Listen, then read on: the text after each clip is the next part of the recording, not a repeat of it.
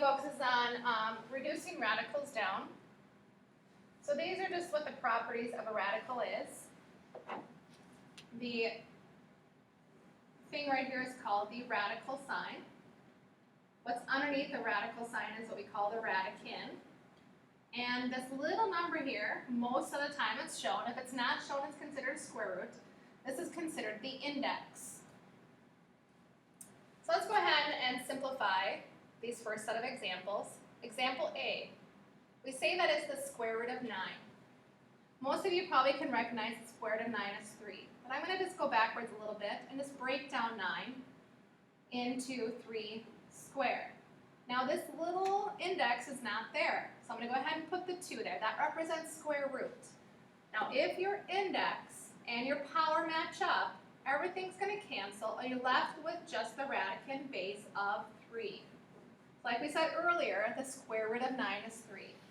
So let's just do one more of these and then move on to some more challenging ones. So again, the square root of 25, you probably recognize that to be 5.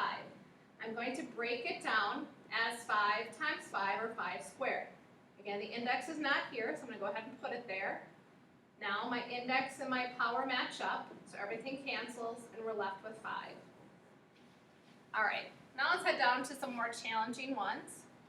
So we have the square root of 80 squared. We want to break down 80 into smaller product numbers. So if I just start with something like 4, and I want to figure out what goes into 80 by 4.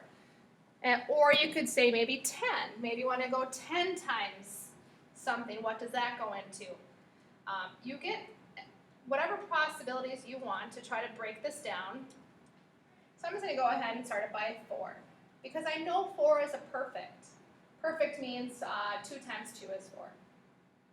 Okay, now let's break down 20 again. So I have a 4. And if you recognize that 20 is breaking down as 4 and 5. All right, so what I have now here is 4 squared times 5 times x squared. Now if you remember, if there's not a number, our index is 2. So we're looking for things raised to the second power. So the first one is this 4 squared, index and power match up. So what happens is this pops out. Now this 5 is not raised to the second power, so that's going to stay underneath, so I'm just going to circle it. And now we look at the next one. X squared is raised to the second power, so it's going to pop out. Now the square root of x squared is just x. Now if you remember, anything that's circled is going to stay underneath, so I have the 5. So our final answer is 4x square roots of 5. All right, this is the first example that you're seeing a different index. The index is a 3, so we're looking for things raised to the third power, or groups of 3. So we want to break down 27. So 27 can be rewritten as 9 times 3, and then you can break down 9 as 3 times 3. So 3 times 3 times 3 is 27. Let's go ahead and write it back as 3 to the third. Oops, I forgot my little index here as I move through the problem. Now let's break down x to the 5th. X to the 5th is same thing as x cubed, and then I have 2 more left. So now what's going to pop out is anything raised to the third power. These 2 are raised to the third power, you'll notice. So I'm going to have a 3 pop out and an x pop out. Will this pop out? Nope, because it's not raised to the third power. So I have an index of 3 and then an x squared. All right, let's move on. Example A, 90. We're going to break down 90. I'm going to go ahead and use 9 and 10. 9 times 10 is 90. If you're comfortable, recognize that the square root of 9 is 3. I'm just going to go ahead and write it as 3 squared. It doesn't benefit me to break down 10. So now, remember my index is 2. This is going to pop out. Square root of 9 is 3. And then what stays underneath is your 10. You don't need that index of 2 if it's a square root. All right, head over to here. Hopefully you're getting comfortable with this. Recognize that the square root of 16 is 4. If not, 4 squared, x squared, y squared, and a y. So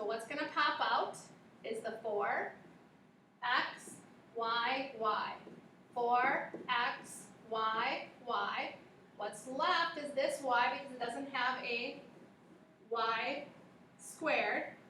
And now let's go ahead and just clean up that y as 4x y squared square root of y. 2 more left in this video.